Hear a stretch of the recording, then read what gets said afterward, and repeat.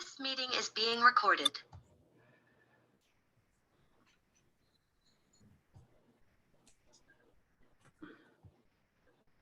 Okay, so welcome to, I think this is lecture 11, and we are going to continue where we left off. We finished chapter 5 in part 1 of the Guide of the Perplexed, so we're about to start chapter 6. In the Pines version, that is page 31 in volume 1. In the Kapach, if anyone's following in the Hebrew Kapach, it would be page Chaf Dalet, page 24, and I'm going to put out a link for right now in the chat for where it is on the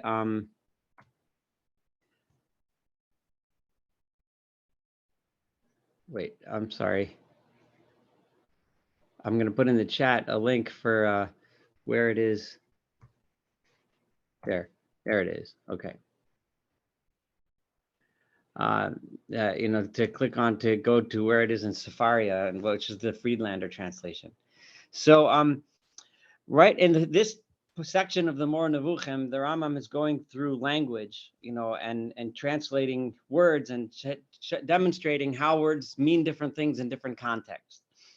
And it's general. A lot of people consider this kind of like a boring part of the book, and I very much thought about kind of skipping over it, and maybe at some point we will, but today I felt like I want to just continue because there's a lot of interesting points, and this may prove to be really interesting.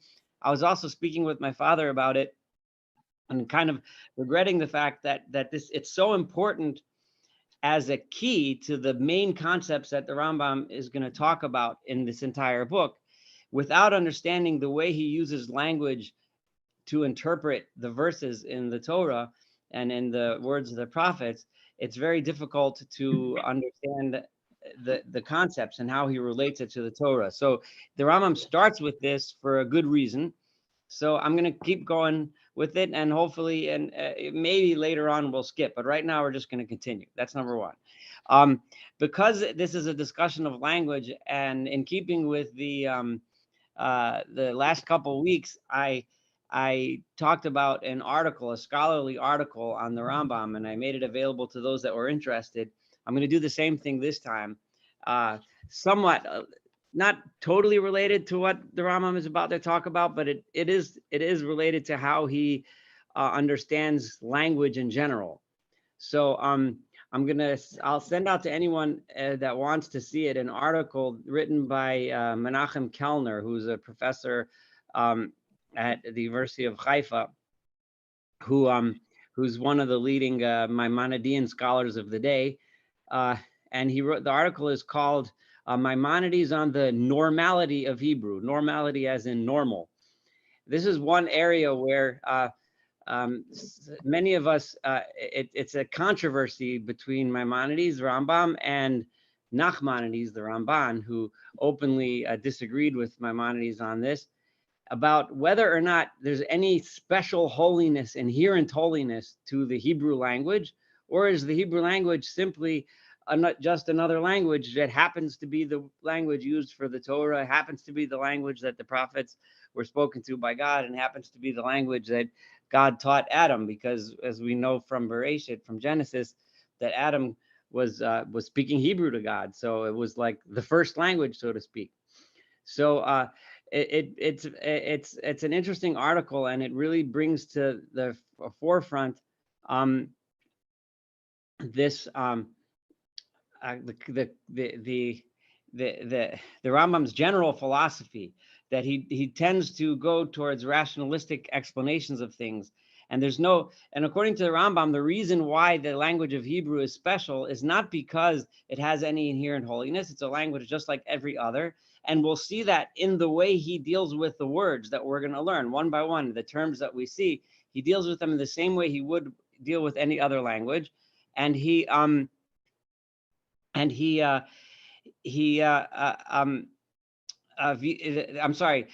Hebrew is called the Lashon HaKodesh, the holy language, only because it doesn't have words in it.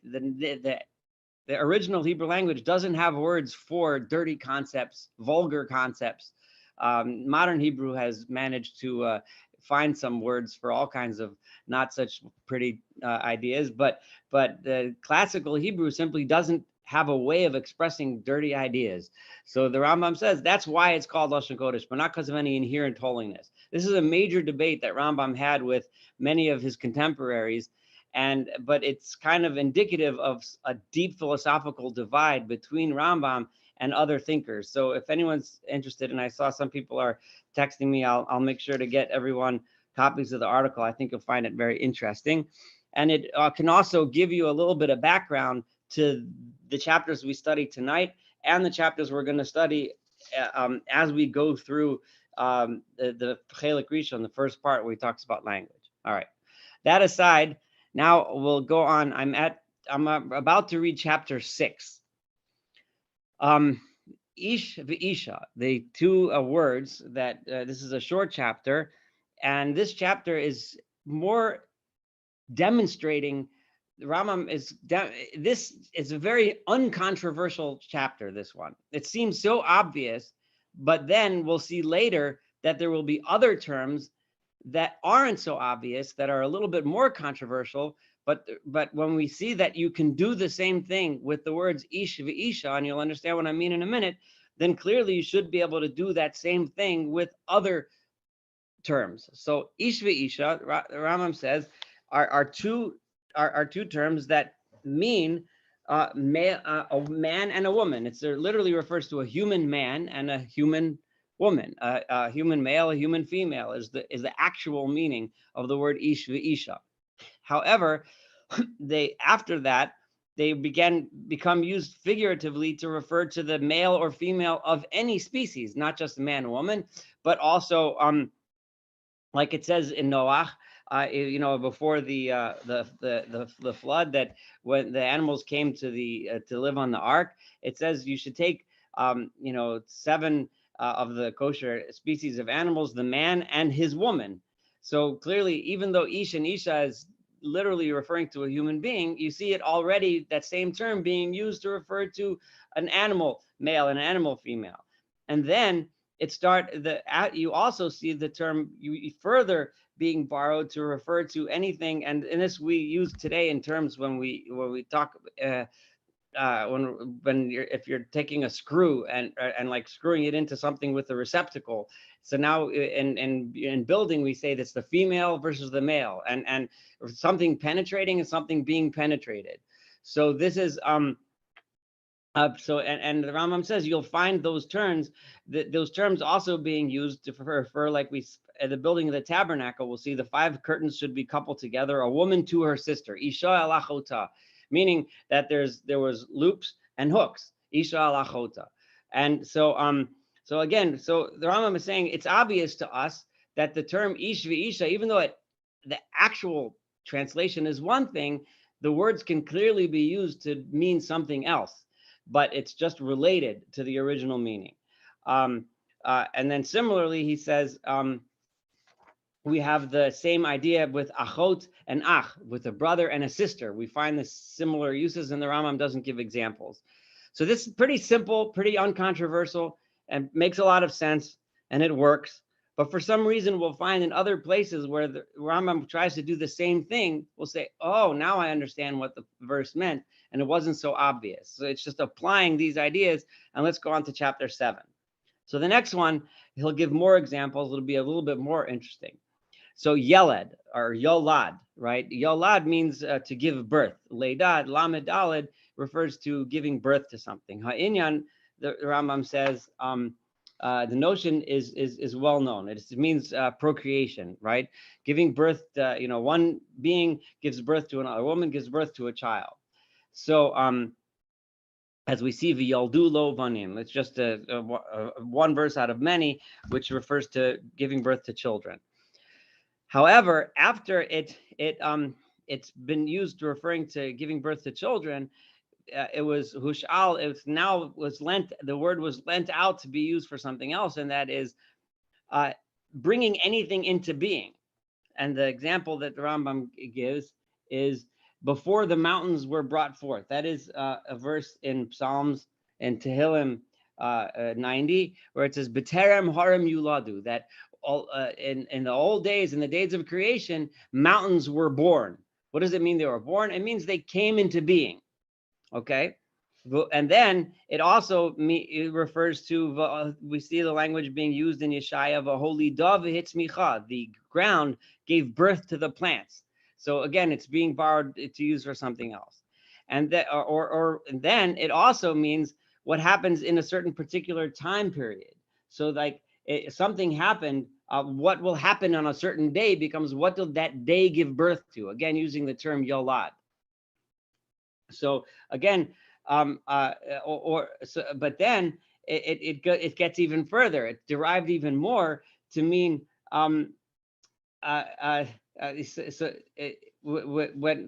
when a person is thinking about something and his mind gives birth to an idea, and this is where it gets interesting. So he first brings a verse in Psalms where it says "V'yolad shaker," and I want to look at this a little bit, because "V'yolad shaker" means and he gave birth to falsehood, or it bore falsehood. So this is from Tehillim 7, Psalms 7. And over here, I'm just going to read a little bit because there's various ways to understand it. And the way the Rambam just explained it, it really brings it out nicely. The Psalms is of course, it's being stated by David HaMelech, by King David, and he's speaking about how God is Elohim Shofet Tzaddik. God judges the righteous righteously, and God also gets angry and pronounces anger towards the wicked every day. And then the next several verses talks about a wicked person. Imlo Yashuv, if he doesn't change his ways, Charbo Yotosh, he will sharpen his sword to chase after me. In this case, I'm reading it the way Radak understands it. Me meaning David being chased by his enemies.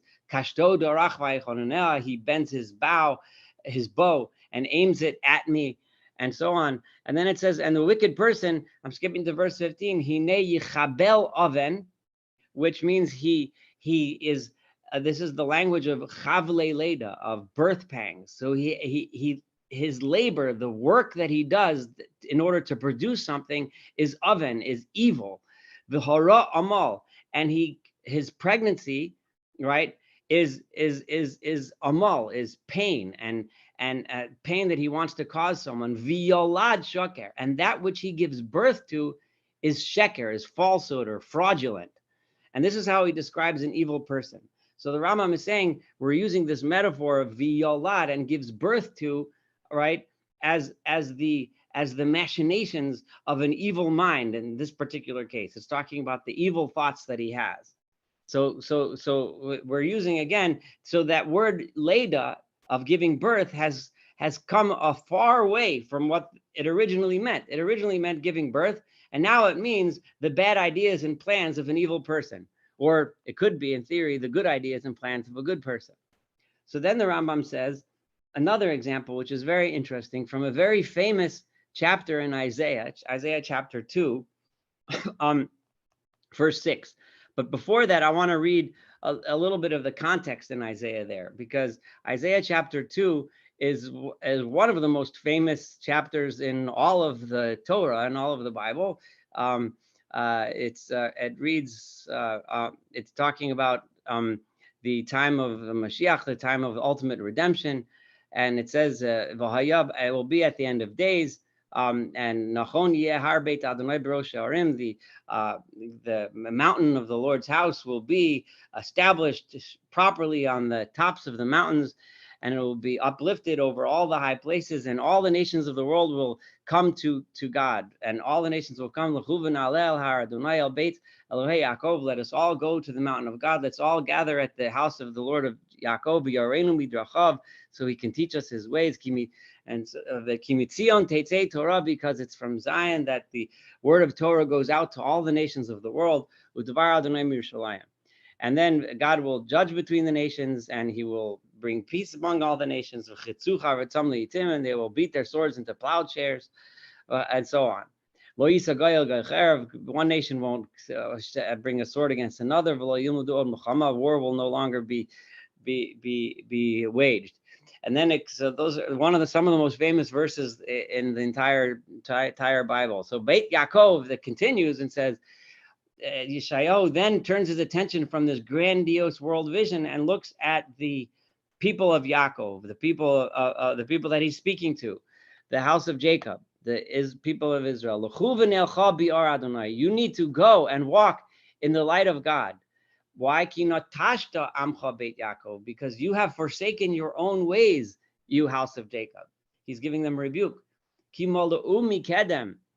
Because you have filled yourselves up, and there's a lot of different ways to translate this, but the Maimonideans would translate it as follows. And you could look at Ibn Ezra, you can look at Radak, and you'll see they have filled themselves up mikedem from the eastern ways, from the magical and sorcerous and idolatrous and pagan ways that come from the east.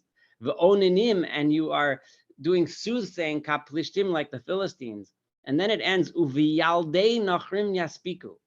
The non-Maimonideans understand those three terms meaning, and uviyalde, and with the children of strange people, of non-Jews, of Gentiles, yaspiku, you are playing with, or you are, you're involved with the children that you've had with Gentiles. So the non-Maimonideans would, if you literally translate this verse, it sounds like a condemnation of intermarriage and assimilation. However, the Rambam understands this to mean uviyaldei nachrim, meaning, and in the foreign, those ideas that are born, that in people's minds that are foreign from the path of Judaism, foreign from the path of God, yaspiku, those are the ideas that you are walking in. Those are the ideas that you are keeping. So Ishayahu is not here condemning intermarriage, but rather he's condemning the foreign ideas, the ideas of sorcery, the ideas of idolatry, the ideas of paganism that the people have adopted. So here the reason this is really important, because now we understand why the Rambam is trying to tell us and trying to bang into our heads, right?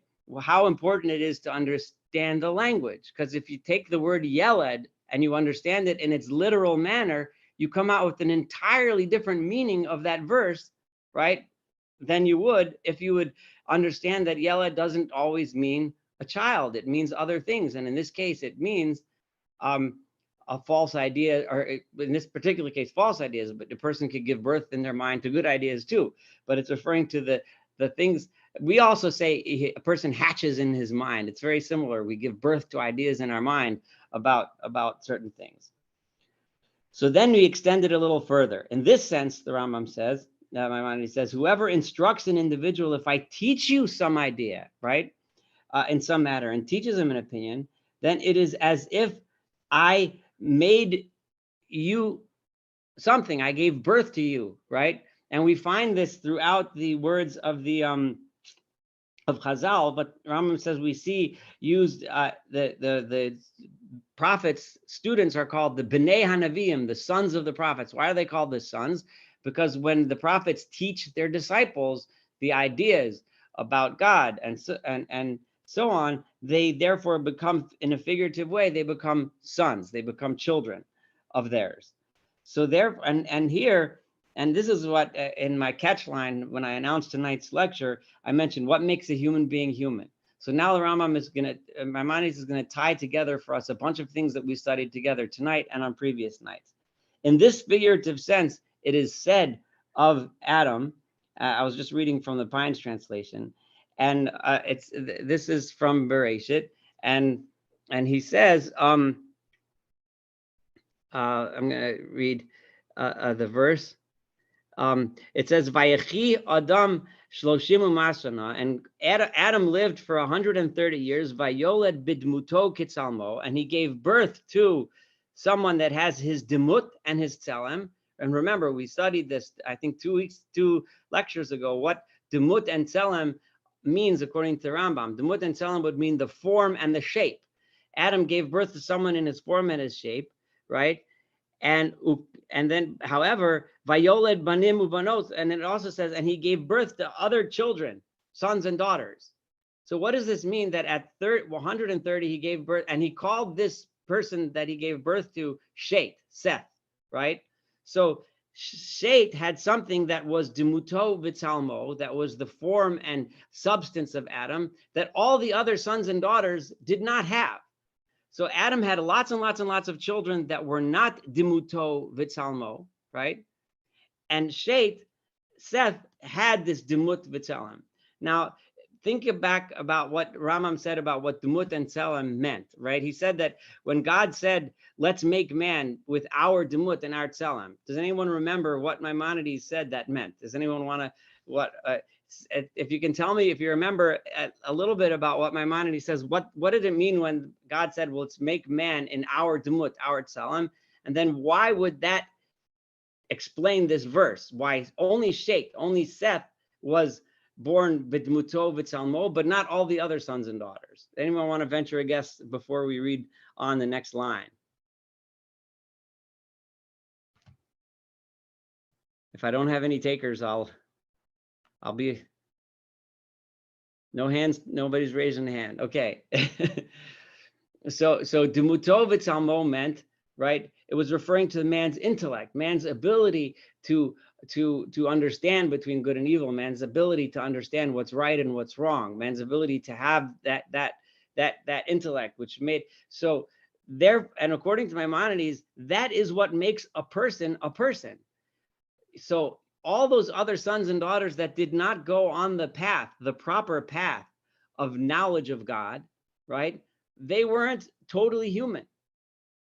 Right, they only Seth continued that tradition of knowledge, that tradition of intellect, that which makes Seth specially human, which is why it says he was the Yalad b'dmuto v'tzalmo. Because remember, I remind us, I already explained to you what Tselem, Adam, and Dmuto, what they are.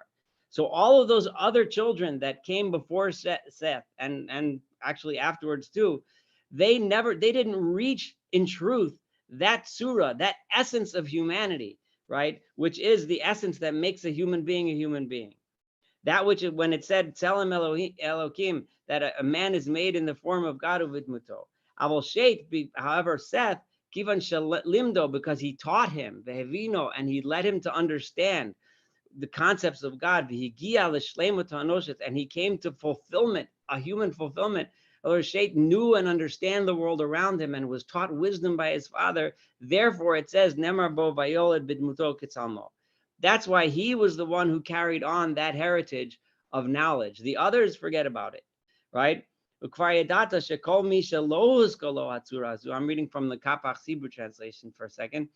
And you already know that if someone never achieves that, intellectually never achieves anything special about being a person, and simply lives according to his animal nature and just does what he does because he wants to, and does what, because it feels right or whatever, without thinking about whether it's right or wrong, without thinking about how things should be, without having any knowledge of its purpose or anything, that Adam, that person isn't really even human. He's just an animal, but so he might have the shape of a human being, but he's not actually a person. He's an animal just like anything else. There's a little bit of an inkling of the Rambam's understanding that the human animal is just like every other animal, right? Unless we use the special things that we're given, which is our intellect and our morality, in order to and then he continues, right? In order to be better. And even though the human being might be smarter, that doesn't mean anything, because the Rambam continues and says,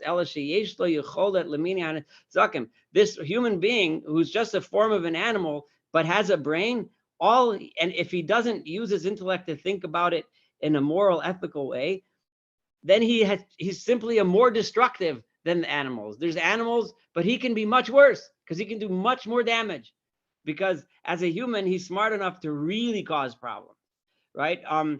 Right,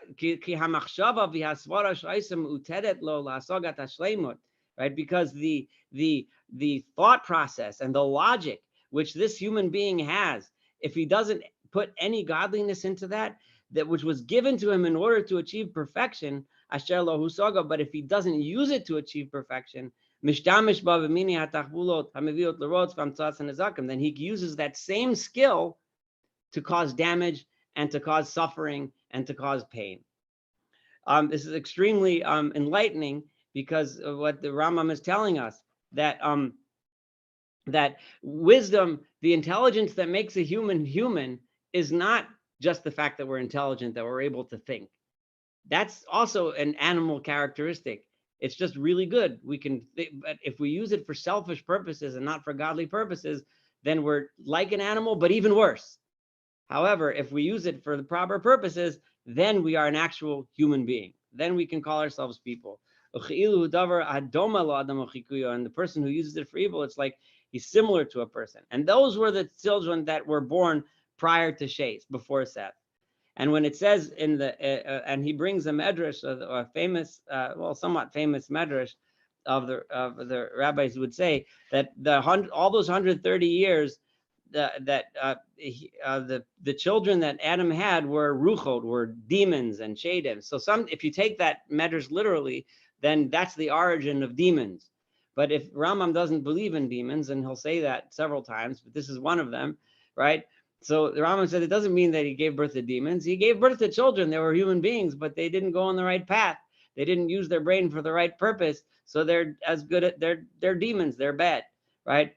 And but when he put the effort into raising Shet properly, that is when it says that he had bitmuso kitzalmo and so on.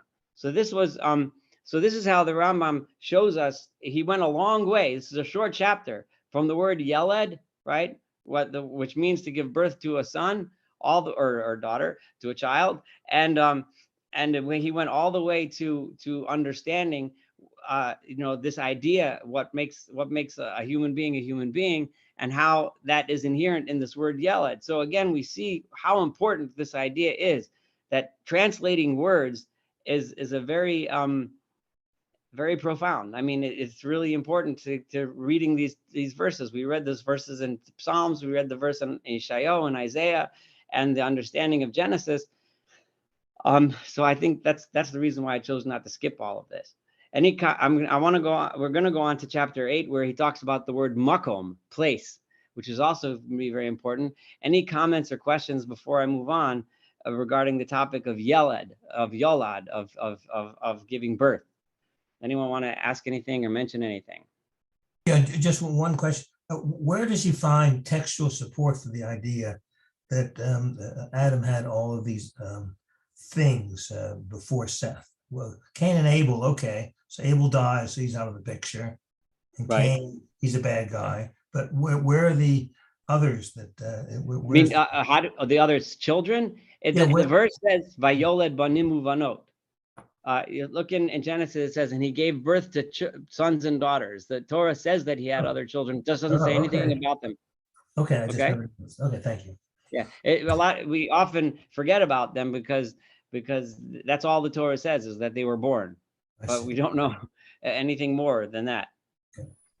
Specifically, what faculty did Seth possess that was lacking in the other children? And so the Torah doesn't really tell us more than just this verse, right? About Shes, about Seth. But the Torah gives us, when it gives the lineage of Adam all the way to Noah, right? It picks from each, one son out of, from each person. They all had many kids, but it picks one. And in our tradition, that son was the one that carried the knowledge of God to the next generation. But it's not explicit in the Torah, but it is implicit, because it seems that each generation had someone who was outstanding. And in the first case of Adam's children, it was Shes, it was Seth. But the Torah doesn't tell us many details about his life, except this verse here, Bitmutzo Kitzalmo, which the Rambam would then say this would be the source of the tradition. The only way you would understand this as a source of the tradition is if you use the Rambam's explanation. Bidmuto Kitzalmo means that he bequeathed to this particular son, for whatever reason, these qualities. Maybe he tried to teach all the kids and none of them were interested except for Shays. I don't know. You know, but someone learned and it was Shays. Any other questions about this issue before we go to Makom? If there aren't, then we will go on to Makom, and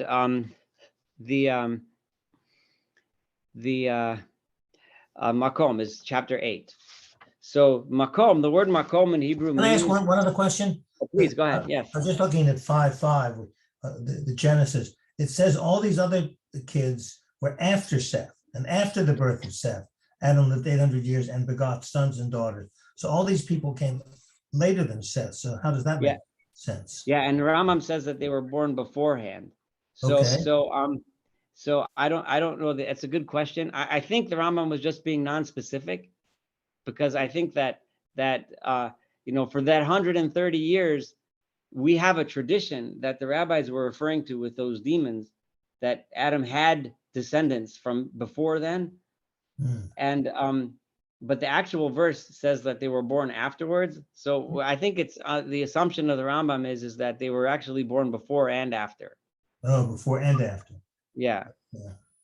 But Okay. that's a good question. It's a very You good think question. after Seth was born, he would keep having then human type people with Amalek, all that stuff. Okay. Mhm. And do we assume that since Adam and Eve were the only people on Earth, that the only way that the humanity moved forward is that brothers married sisters? That's the assumption in the beginning. Yeah. Okay. There's the rabbinic tradition that that each one was born with a twin sister. That's just not written about. That would have to be the assumption. You can make other assumptions that there were other beings, there were other, but that's whatever. Yeah. Okay. You have to make some kind of assumption like that. Any other comments about Yalad? Well, they could have been cousins, by the way, because it says Enosh comes along. So and then after the birth of Enosh, Seth lived 807 years and begot sons and daughters. Mm-hmm. So it could have been other people, cousins. So. Could have been, yes. Okay, so now Makom is the next chapter, and here is the word Makom is place. Now, many of us might be familiar with the fact that Makom is also often used as a name of God, and we'll get a little bit of better understanding of that as we read through the Rambam now. So if this word Makom means a place. That's how Maimonides starts. And however, the word Makom ended up meaning a person's place in society, his rank. So like know your place. We have that in English too. You should know your place. It doesn't mean a physical place. It means you should know that this guy's at the top of you and this one's below you. You got to know your position, right? So and it could mean like how, like what's your place, like how have you achieved the level, right, of education, of skill to be in that place. One person, if you have a law degree and you have 10 years experience practicing law, then it would be appropriate for you to stand in court and defend a client, right? But if you never went to law school and you don't know anything, then that's not your place, right? You don't have business being there, right? So the place meaning you achieve a certain place based on your qualities and experience, etc. So that's the next level of where the word Makom has come to. And then we also use the phrase the Rambam says he reached Mimale Makom Abosav. He's occupied the place of his ancestors, right? So if a person has an illustrious ancestor who was well known as a great scholar or whatever it was, the person reaches his place by achieving that level, by becoming, so now then the Rambam is gonna get, that's what it means when it says Baruch Kavod Hashem Mimkomo, right? Blessed is the honor of God Mimkomo, from his place. Now here, Maimonides is this is the real reason why he's talking about Makom and place. Why? Because we find very often we talk about God's place, and many interpreters would therefore assume that God has a place. God is in heaven, or wherever it is you think God's place is. He has a special room up there, and that's God, where he hangs out. That's where his throne is. That's where he is. However, that concept, that idea, doesn't figure into Maimonidean theology at all. So he needs to. So Mimkomo means I'm reading from the Hebrew translation. When it says, blessed is God, blessed be the glory of the Lord from his place, it means the greatness of God, the rank of God, which is so much, it is a rank, it is a place. It's something we can't comprehend. It's something we can't describe. It's something we can't even relate to as human beings, but it is. And that's the blessing. When you say the blessing of God comes from his place, it means comes from that place which is so far off from our understanding. And therefore, whenever it refers to God and it refers to a place, right, it refers to the intent is is the greatness of God's existence, of God's reality, which is way beyond, right, anything we can compare it to. Nothing that we can compare, as we will explain throughout the course of this book, and it uses the word place to refer to God's rank and position, which is so special, so different. Now, and here Rambam says something which is really crucial. I'm giving you all these instructions and giving you all these words and how to translate these words. I'm talking in my own words. I'm not reading from one of the translations. I want you to know, Rambam says, that now that I'm giving you these words, you can now take what I'm telling you and apply it to every text you ever read.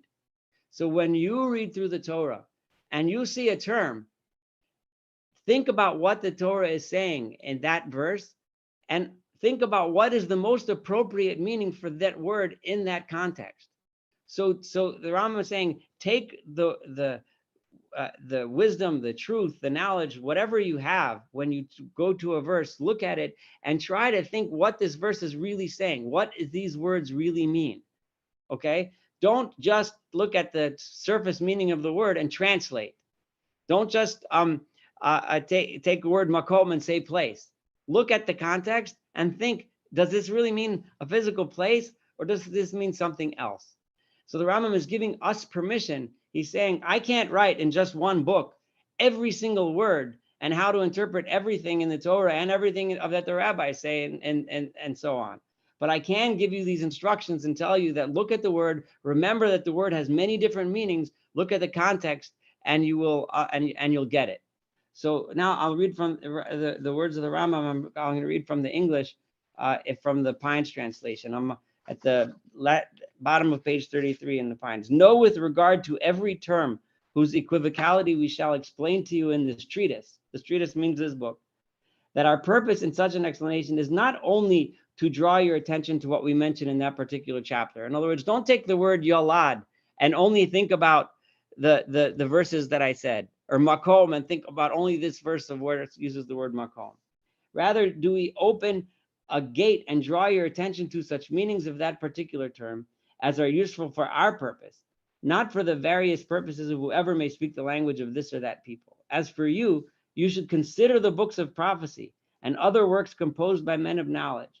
Reflect on all of the terms used therein, and take every equivocal term in that one from among its various senses that is suitable in that particular passage. So this is how you're supposed to learn. The Rambam is giving us instructions how to learn Torah. And this is really crucial. And that's why I didn't want to skip over this. That's why these little ideas on how to translate words is the Rambam's key to learning Torah, period. Always think, what is this actually saying? What does this word mean in this context? These words are the key to this treatise. This is the key to this entire book. and to others, and to all books that you're going to read, all holy books at least. A case in point being the explanation. So how, for example, I just told you that the word makom means not just a physical place, but a status or so on. Let's give an example. Being the explanation we have given here of the meaning of the term place in the following dictum of the scripture. Baruch Kvod Hashem Imkomo, right? So that's a good example. Now look at that verse and think, what does this really mean? Does this really mean that God's blessing comes from his place, like he has an actual address, 1234 Main Street, right? Of course not. Of course, that's not what it means. It must mean something else. So this is a good example, but there's another example. And this is from Exodus where it was God is up with talking with Moses on the top of the mountain, and God tells to Moshe, he says, "Lo tuchal lirot et panai," you cannot see my face, ki lo yirani adam v'chai. Human being can't see me and live. All right, this is not the verse the Rambam is about to quote, but this verse itself. Remember, we talked about what seeing meant. I think that was last week, right? What does it mean that God says a human being can't see me? Right? Does it mean sight with eyes? No, it means understand. A human being cannot comprehend me and still be a living creature. But then God continues and says, "Vayomer Adonai hinei makom iti v'nitzavto al atzor." Here is a place with me, right? Stand here at this rock. There's a little space in the rock here. Stand here. This is my place. This is a place with me.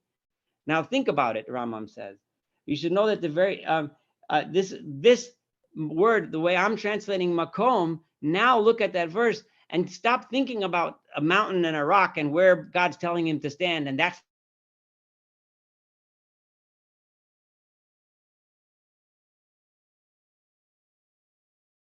I think we just lost him.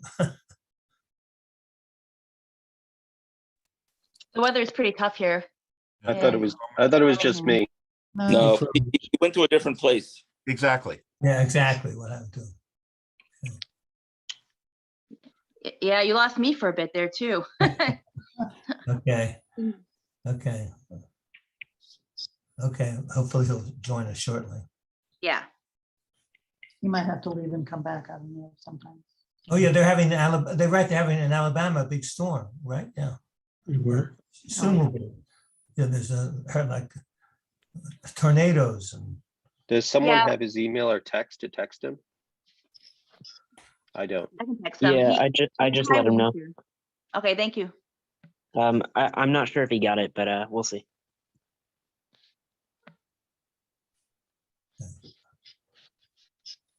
Let's hope he notices. Yeah. He's still going. He's like, darn, where did we stop? I can totally see him doing that. He just gets so excited. Okay.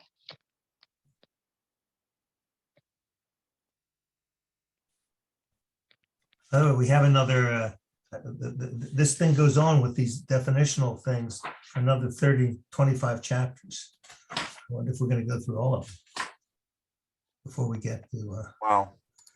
the goes on to chapter 31 is when we go back to other subjects. And stuff there. Did somebody was able to text him? Yeah, he said he lost internet. Oh, that's a okay. problem. He might be, I wonder if he's able to reestablish it. Let me ask. Maybe it'll come in through his phone, potentially. So he just said that a large storm knocked his internet out. Oh, So he said he's gonna try to reconnect, but maybe hope. yeah, I'm not really sure where to go from there. Yeah. So I You guess can use yeah, his cell phone. You can use his cell phone. If you can text that to him.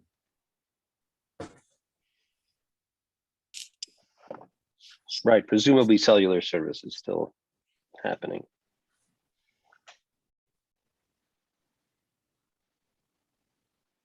That's a good picture of him frozen like that. No, I'll take a picture and send it to him. Oh, He's trying. I Maybe, just suggest that he come back on his phone. Let's see. He said he'll try to connect through his phone. okay. Okay, But does he control the Zoom? yeah, so- he can Probably, log yeah. on his He's the Zoom host. phone He's theoretically. the host. Yeah, clearly the Zoom is still up. Otherwise it would have dropped all of us. Right. So Someone he was should be able to probably join his gonna- own Zoom from another device, namely his phone. Oh, that's an interesting thought.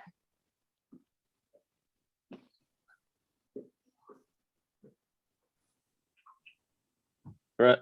So you're on mute.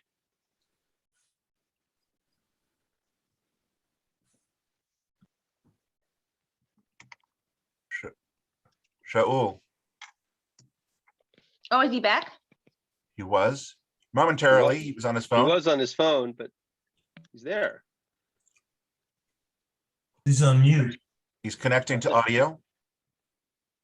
Are you guys able to see me now? Now we Yes. can, yeah. We can Okay. see and hear. Now we there's- can see and hear you. Okay, I'm sorry. There's like a big storm and I lost internet. I don't have any internet. Oh, wait, it looks like it just came back on my computer. Yeah, we can see you. I'm going to try to get on my computer again. Okay, we can see.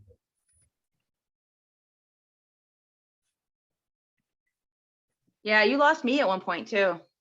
I'm sorry. It's really stormy here. Yeah. Hey, well, I took a picture of your frozen face. You'll be happy to know you looked very engaged and intelligent. Okay. That's all we can Alright. do in situations.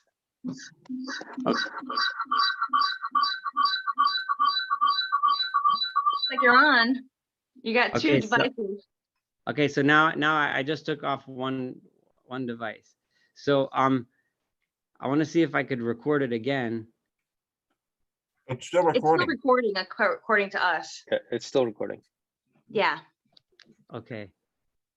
All right, so I thought I left on my phone. Okay, well, anyway, where was I up to when I got cut off? Well, behold, there's a place by me. Yeah, so you name a Makom, right? There's a place by me, which is in on the rock, right? So, and Rambam was telling us that you should be able to look at this verse and stop thinking about an actual place in a rock and start thinking that this is the Makom. This is it's referring to there's the place with me, meaning well, I mean, remember how he said God made human beings b'dmutov kitzalmo. At this lofty level, you can be next to me, right? But you can't be me, which would be the meaning if you look at the whole context of the thing. In this verse, the term signifies a rank in theoretical speculation and contemplation of the intellect, a place where Moshe was able to achieve, right? Not that of the eye, right? Not when God said to see me, right? You can't see me. It doesn't mean refer to actual sight. This being in addition to the meaning alluding to a local place. It happened to be that this encounter took place while Moshe was on the mountaintop next to a rock, right? But that was to be found on the mountain, which the separation of achievement and perfection came to pass. This is where Moshe reached that high, lofty level where God was able to say, Makom iti, there's a place next to me, right? But it doesn't not actually referring to a physical place. So again, we now know that Rambam is explaining to us the significance, how to take the word Makom, the word place, and how to apply its proper meaning in the proper context. All right, I see someone's raising their hand, so go ahead. So the discussion of Makom and it not being physical is really interesting, and has manifest in other ways in our traditions.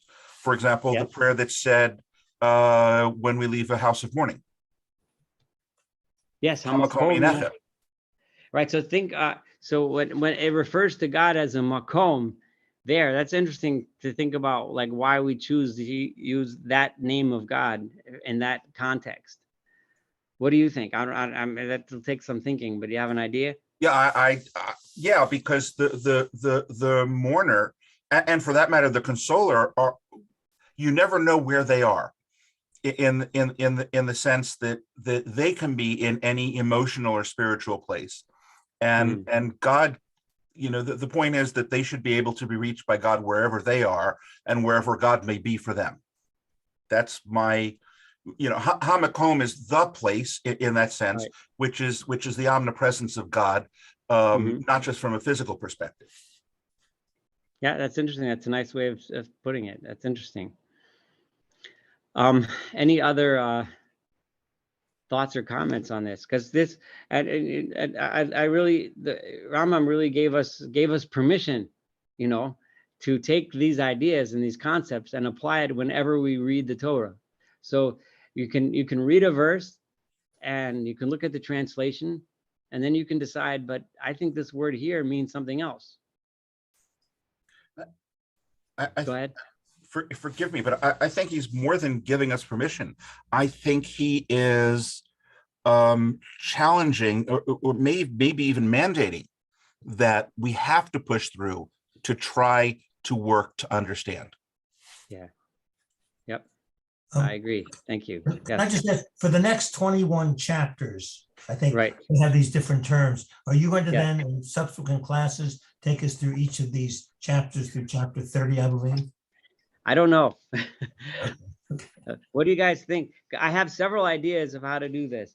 I do want to bring people to the attention of an article each time. I'm going to try without a promise, but I already have collected about 20 of them. But I'm going to try to bring up an article so that those that want to read, other sources of thoughts about the Rambam besides what I'm teaching here. But I'm trying. I might continue. I have other ideas, and that is to go through some of them, maybe skip towards some concepts and ideas that he brings up later on that are pretty famous and important. I don't know. I'm not sure. I have different. If anyone has requests or suggestions, I'll take them. Are you going to give these articles to everybody, or do we have to make a request? I guess I could send it. How would be the best way to send it out? I have the WhatsApp chat. I could send a PDF on the WhatsApp to everyone. That's what I'll do. Okay. That would be the best. Yeah, I'll just do it that way. That's a good idea. All right. And then you don't, each person can just download it from there.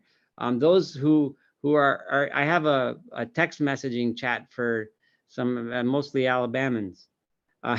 So you guys can just text me your email address if you're not in the WhatsApp chat. I think most of the people are, but if you're not, just text me. But that's what I'll do. I'll send it out right after the class is over. And I always keep my eyes out for articles on Maimonides, especially when they're related to Moreh Nevuchim specifically. One more point as we're coming in on Pesach. There is one of the brachos in the Haggadah which starts Baruch HaMakom. Yes. Baruch HaMakom Baruch Hu. Yeah. Okay. Very familiar. Right. No, I'm just, but again, it's. I mean, I've used it as a discussion point in my Sederim. Why is this discussion here? Why is this one of the 70 names, and how does it relate? So now that we studied how Rambam does it, you can have a new perspective in your Seder this year. Try to use what Rambam just taught us about what Makom means to decide how that applies to the Seder. I think it talks about the 4 sons, and each 4 of the sons has a specific place. It's actually very apropos. I just thinking off the top of my head. Baruch HaMakom Baruch Hu, Baruch Shenasan Torah Yisrael. Then it does connect our Bar Abanim. It's talked about the 4 different sons: the evil one, the smart one, and each one has his place, right? Each child has his or her place in society and the family. I think it's a very appropriate choice. That's a thought. All right, now I got something to say for the Seder. Thank you. Yeah, so I will, Belinetter, I hope to have this class next week again. And then after that, I'm gonna go offline for 2 weeks because of Pesach. I'm traveling to Israel on Wednesday, the 13th. So that night I'll be on a plane somewhere, and I'm returning after Pesach. So we'll do a class next week. Then we're gonna be out for 2 weeks, and then we'll resume after that. Okay. Thank you. All right.